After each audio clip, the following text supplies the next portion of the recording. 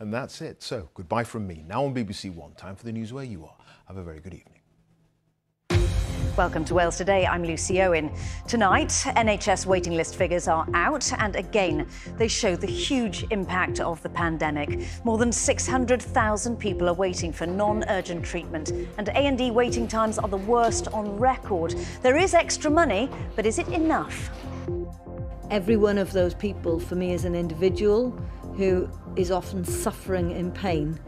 And it's my job as a health minister to try and alleviate that pain as quickly as possible. A warning too that home care services are at breaking point, adding to hospital pressures. Marion's wife can't be discharged because there aren't enough home carers to help her. She now doesn't walk. She can hardly get out of bed. And worse than that, she can't feed herself now. We'll be assessing how our health and care services can try to recover from the impact of the pandemic. Also tonight, as Afghans try to leave the country, we hear from a woman in the Vale of Glamorgan desperately trying to help a friend there who fears for his life. The Green Man Festival has opened outside Crickhowell in Powys with an audience of 25,000 people on this massive site. It's the first big music festival to happen in Wales since the pandemic began. I came out on the 27th of June 1980 at about 7:30 in the morning. And people share their stories of coming out ahead of the annual Pride Cymru celebrations.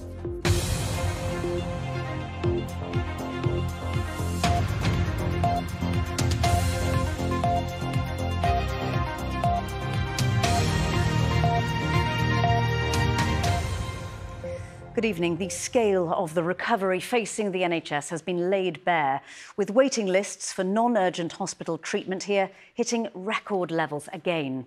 Nearly 625,000 people were waiting as of June, and the list has continued to climb steadily month on month, with waiting figures up by 41% since the early days of the pandemic.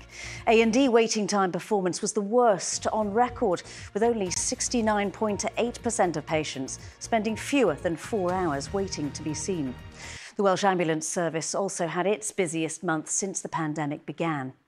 Now, £500 million worth of extra funding has been allocated to help health and social services in Wales. With more, here's our health correspondent, Hugh Thomas. The Health Minister arriving in Swansea today with news of a big investment, but knowing the problem she's tackling seems almost insurmountable.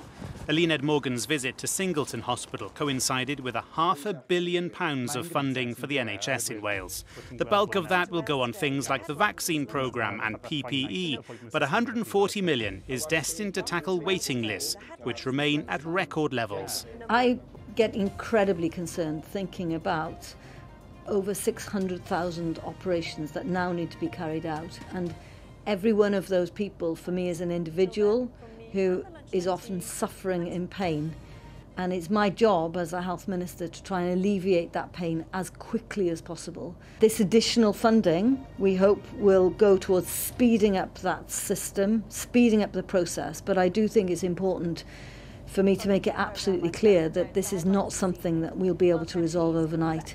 Opposition parties have welcomed the new cash investment, but they want reform and for waiting times to come down quickly.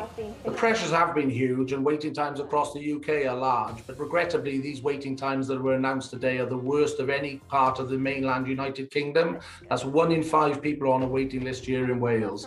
And we know it's not just about money, it's about the decisions that are made, the way the Welsh NHS is run. And regrettably to date, Welsh Labour haven't got on top of dealing with these massive waiting times that we're seeing growing month on month here in Wales. Most areas of the NHS are affected by delayed treatment times. There are almost 73,000 people on the general surgery waiting list. Over 92,000 people are yet to have treatment for trauma and orthopaedic conditions. And the waiting list for ear, nose and throat procedures is now above 53,500 patients. In Swansea, a collaboration with high street optometrists has already reduced waiting times at this eye clinic, and it's meant a deterioration in one patient's vision was caught quickly. I mean, without it, I'd probably be waiting around for a couple of years, and then I would probably notice a degeneration in my eyesight. Eye doctors here have been working with high street clinics to have their patients assessed, and it's a model they think could work elsewhere. We still have a substantial backlog here and throughout all of Wales, and that's why continued investment in this scheme for the future, and I would say forever, is a way of keeping the backlog down and keeping the waiting times down. And if we were to stop the scheme, then there is no reason to suppose why we wouldn't be in exactly the same situation again. The experiences of staff will help to shape the future of NHS treatments, but clearing the backlog of patients is a problem that'll take years to tackle, as well as many millions more in funding. So, Hugh, how much of a difference is this £140 million that's being given to help tackle waiting times specifically? How much of a difference is that going to make, do you think? So it'll make a dent, certainly, and it'll be used in a collaborative way with those health boards to spend on those schemes which the health boards have worked out will help to bring waiting times down. We heard about one of them there, tackling eye care delays in a Swansea area. And all of the health boards have submitted plans which they say will help to reduce waiting times in various different areas. But just how much difference can it make? Well, if you are someone who is on a waiting list now, or you've got a loved one who is, well, there are only a couple of really expensive things which are going to make your wait seem less long, if you like. Those are increasing capacity for these kinds of procedures to happen, and hiring and training more staff to do them. And they cost a lot of money. So this money announced today, it may only scratch the surface of what needs to be done. And we know already that this is a 5-year problem, that there'll be many more years of efforts to tackle those waiting lists and many more big announcements about funding as well, because it's only really with expensive solutions that this problem can really be solved. OK, Hugh, thanks very much. Meanwhile, there's a warning tonight from social services bosses that the home care sector is on the brink of crisis, with inspectors saying that more people could end up in care homes sooner than necessary because of problems recruiting and retaining home care workers. More now from our social affairs correspondent, India Pollock. 81-year-old Marian Griffiths used to enjoy singing with his wife June, who he's been married to for nearly 60 years. That had to stop when June was admitted to hospital with a gallbladder infection. She only needed to be in hospital for 2 weeks, but she's been there for 9. June has dementia, and Marian says that the prolonged stay in hospital has been detrimental to her condition. She now doesn't walk. She can hardly get out of bed. And worse than that, she can't feed herself now. This is what it's hard. She used to come here, have her breakfast in the mornings, dinner, tea, everything, and sandwiches in the night, probably in the lounge. But now, I go in every day now at 4 o'clock. The nurses have allowed me in at 4 o'clock, and I stay there till 7. Marian and June received support from home care workers before she went into hospital, and social workers in Carmarthenshire say that now needs to increase before she can return home. But there aren't enough carers to help. Carmarthenshire Council says it's continuously seeking to recruit carers, and it's not the only area that's struggling. Across Wales, the shortage of home care workers is a problem. Social services bosses say the sector is on the brink of a crisis. We have a higher demand for domiciliary care from the sector. At the same time, we've got a very specific challenge in terms of recruiting. We are competing with other sectors, be it hospitality industry, our partners in the health service and other sectors. And it's actually a particularly challenging time now in terms of recruitment. So I think there are a number of factors feeding into a really, really challenging position. Care inspectors are starting to notice. They say some care contracts are being handed back, and additional pressures on unpaid carers like Marian and other services will be impacted. More and more people will probably end up in residential care earlier than they need to, or if they have multiple health issues, they may end up in hospital. And so the preventative side of social care, which is so important to families, if that disappears, then other services will pick up the need for it, but that's not the best for that individual. Oh, it is emotionally very hard. I've coped with it, with a little bit of help from my son as well, you know, but he hasn't been able to see his mother only 3 times. That's all, you see. There is now an urgency to making a career in domiciliary care an attractive opportunity with good rewards to ensure there are more home care workers and fewer people in the same situation as Marian and June. India Pollock reporting there. The latest figures published by Public Health Wales show there have been 2 more deaths of people with coronavirus and 1,480 new cases. If we look at vaccinations now, 73.3% of the population have had their first jab, while 67.9% have had both doses. A mother has appeared in court charged with the murder of her 2-year-old son in Bridgend. Natalie Steele only spoke to confirm her name as she appeared via video link at Cardiff Crown Court. Reid Steele died in hospital last Thursday, a day after he was found critically injured. There are fears potential job losses at RAF Valley on Anglesey could lead to more young people struggling to find work. The Ministry of Defence announced earlier this year that its Hawk T1 aircraft would be retired. The union Unite is warning that up to 70 jobs would be affected. Shadow Welsh Secretary Neil Griffith has been meeting with unions to discuss the situation. The MOD says it's committed to a long-term presence at Valley. The real worry is that it's the jobs of the future that are going, and that young people will see there aren't the opportunities they want to get the high-wage, high-skilled jobs that they want, and they will be leaving. And if they leave, of course, what then often happens is there's a spiral effect, a knock-on effect on local businesses. You lose the highly paid workers, you then lose the fact that they pay money in local shops and use local services, and so you lose all of that part of the economy as well. A woman from Barry says she'll do everything she can to help her friend leave Afghanistan as he fears for his life. Anna Prince got to know Ahmad online through their shared interest in art and literature. Ahmad, which isn't his real name, says his work as an interpreter for British and US armed forces puts him at great risk of being killed by the Taliban. Ben Price has the story. Hi. Hi. How are you? I'm good. Are you okay? Yeah, I'm okay, thank you. Taking time out from running her gym in Barry to check in with her friend in Afghanistan, Anna Prince says that Ahmad, which isn't his real name, fears for his life as the Taliban tighten their grip on the country. She says he's desperate to escape. He has never once mentioned money. He has never once asked me to help him in any capacity other than supporting him as a friend. Obviously, I'm just me. There's not a lot I can do except give him that support. I would give up every worldly possession if I could help just one person over there. So I'm going to do whatever I can.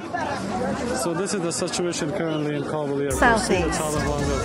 ITV These News are some of the images Ahmad filmed outside the airport in Kabul earlier today. Hello, he welcome to ITV News. Desperately Tonight's headlines here in the Southeast. He's also willing to speak to me and explain how his life is in danger.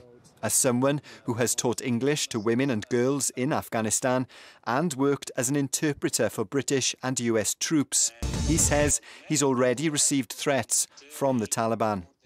Well, personally, from the first day when they entered a couple of days ago, I was truly scared. I received before their entrance in Kabul, I also received a few tweets from them that we are going to find the people who are educating women, who are teaching English, who knows English, who are interpreters and translators. We're going to find them and we're going to behave them. Ahmad also told me he trembles with fear every time he leaves his home. They killed like a few of my best friends. They were my colleagues. They killed them for nothing because they were educated. They did translation in the past with foreign troops. The UK government says its Afghan citizens resettlement scheme will aim to allow 5,000 Afghans to settle in the UK initially. Anna says she's in touch with one of her local MPs and hopes every effort can be made to give Ahmad hope for his future. Ben Price reporting there. Still to come in the programme tonight. Glamorgan aiming for silverware tonight. The captains leading by example and leaving this fan a little embarrassed.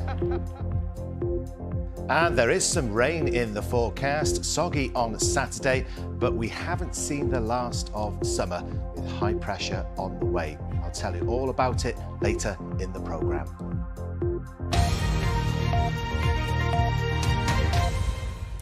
Now the crowds are returning to one of Wales's biggest music festivals.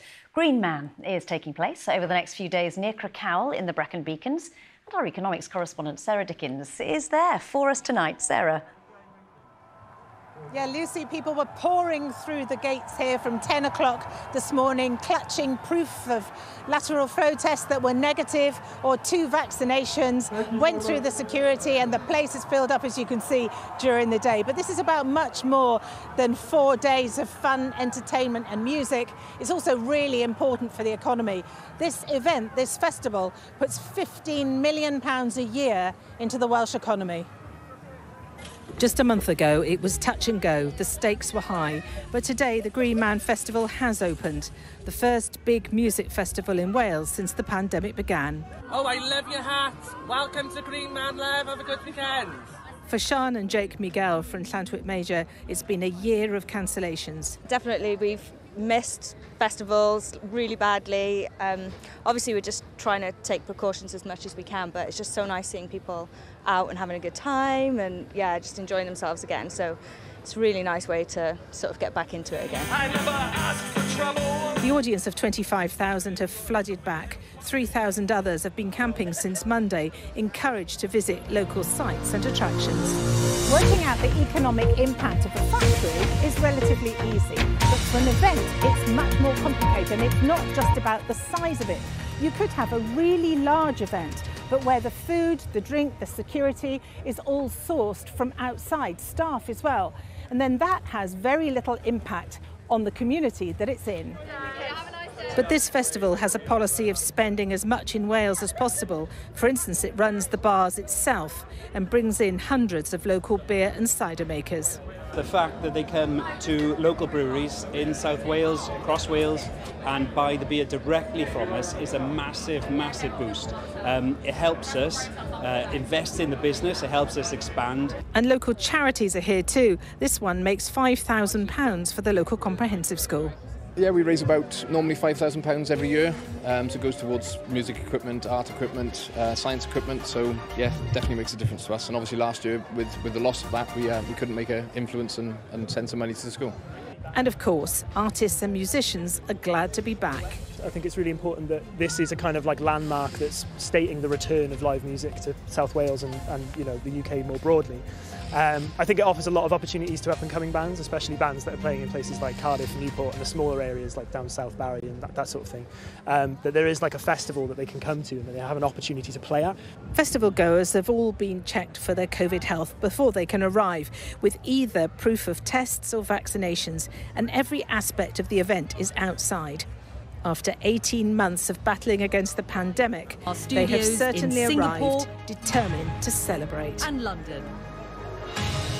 And joining me is the woman in charge of all of this around me, the owner of the festival, Fiona Stewart. And Fiona, you had to make that decision about a month ago. We heard you talk about it on Wales Today, the decision whether to go ahead or not. How on earth did you make that decision? Well, it was an extremely difficult decision to make. A lot of I talked to a lot of people. I went to the test events that were taking place in England and see what they were doing. I spoke to film companies to see what they were doing because they've been taking place all through the pandemic. I spoke to on what they felt and I spoke to scientists at Cardiff University and sat down, and there was so much conflicting information. Every day there was something different. It was very, very confusing to know where to go. But I think it really, ultimately, it was sitting down with scientists who gave the clarity of this is fine. I was concerned that maybe political pressure would make a change on that, even though the science was definitely saying opening. So the first evening's just beginning now. What's it feel like for you now? The bands are playing, there's a buzz. What's it like? It's amazing to see people together again. The reason I do this is to see people together again. And when the pandemic was going on, I think people felt that isolation very strongly, It's wonderful to see the contractors we use and the people who work here have work again. They've been unemployed for a very, very long time, and that was a big motivation for us wanting to do this again, to get people back into work. And it's great to hear music, but the vibe is amazing. I mean, when people are coming in, they have to queue a bit longer to get in because we're checking, but it's good. Excellent, thank you very much, Fiona Stewart. And the green man behind me there, people are posting messages on that. And on Sunday night, the green man is set fire and the messages go up to the clouds. Back to you, Lucy. Sounds great. Sarah, thanks so much. Now, coming out remains a watershed moment for many in the LGBTQ community, sometimes inspiring fear, regret, and also elation. As Wales prepares for the 36th annual Pride Cymru celebrations, people from across the country have been sharing their stories. They form part of a new documentary on BBC Radio Wales and BBC Sounds, as Gemma Dunstan reports. It's a moment etched in the memory of anybody who has done it. I came out on the 27th of June 1980 at about 7:30 in the morning. Despite the big strides made towards improving LGBTQ visibility, coming out is still for many a huge moment. You do come out constantly, over and over again. It's a story with many layers and many experiences. Some of those form the basis of a new documentary on BBC Sounds. I was taking part in a poetry workshop and I decided to use that as an opportunity to write a poem about being gay. When it came to coming out to my parents, I actually didn't do that. That opportunity got taken from me. I was on the beach in North Wales with my mother and she was trying to find out what was wrong with me, why I was so depressed. And she simply said, "Do you think you're one of those?" So I said basically, yes, I am.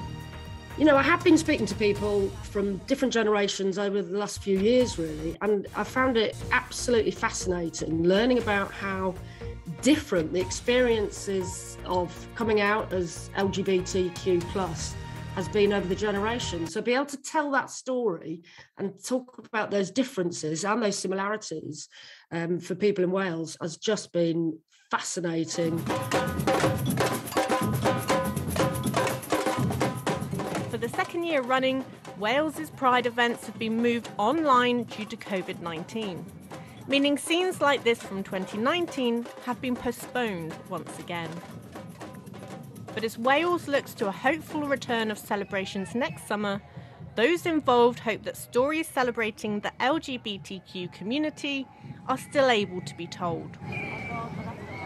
Pride is hugely important to LGBT+ people. It really cannot be underestimated. I mean, we had people in the documentary say that going to Pride felt like having a warm hug. You know, it's so important to see other people that reflect you and your life. You cannot underestimate as a young person how important that is to feel validated and to feel like you're part of a tribe. You know, it really is so important. With the Welsh Government already committing to making Wales the most LGBTQ-friendly country in Europe, big strides have already been made to improve the lives of gay, bisexual and transgender people. And some now hope that their coming out stories can help others too. I think there is a world where coming out isn't a thing. It's no surprise what gender or non-gender walks in with you. And I'd love to see how that is. I love being a lesbian. It's the coolest thing ever, man.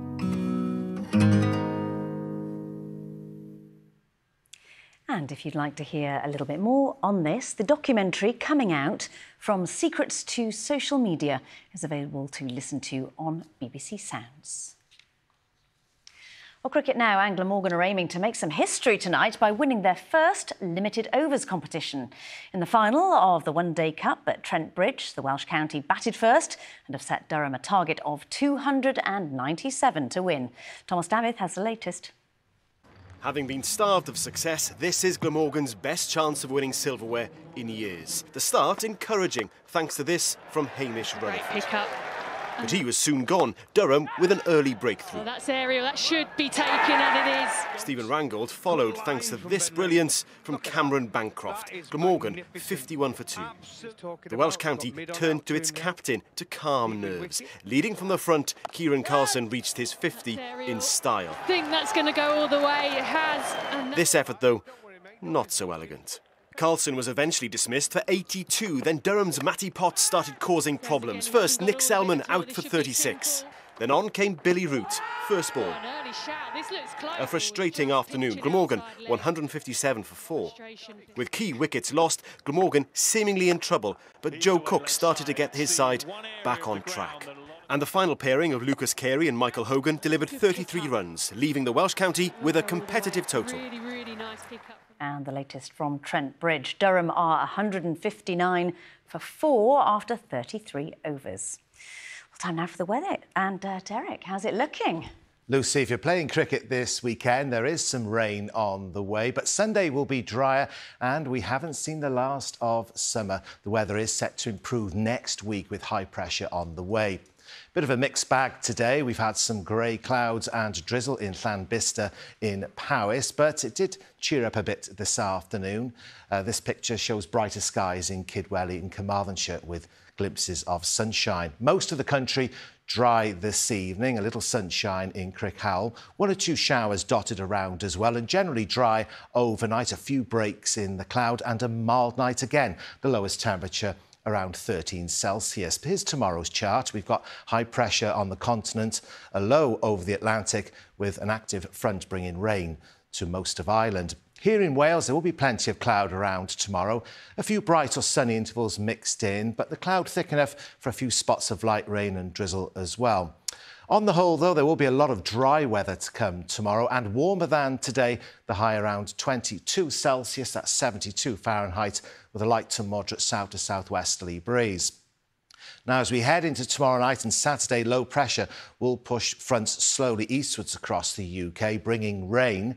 So rain will spread eastwards and northwards on Saturday. Quite wet for a while, some of the rain heavy, possibly thundery. But late afternoon into the evening, it should turn drier and brighter, but still with a few showers. Sunday promises to be a better day, drier and brighter with some sunshine, just 1 or 2 showers and a little sunshine as well. Then heading into next week, we've got high pressure on the way, as I mentioned. That's going to settle our weather down. There will be some sunny spells, some pleasant summer weather. No heat wave, but quite warm, with temperatures rising into the low 20s Celsius. Something to look forward to, Lucy. Indeed. Derek, thanks very much. And that's Wales Today. We'll be back with the latest after the BBC News at 10. But for now, from all of us on the programme, thanks so much for your company and have a really good evening. Take care. Bye-bye.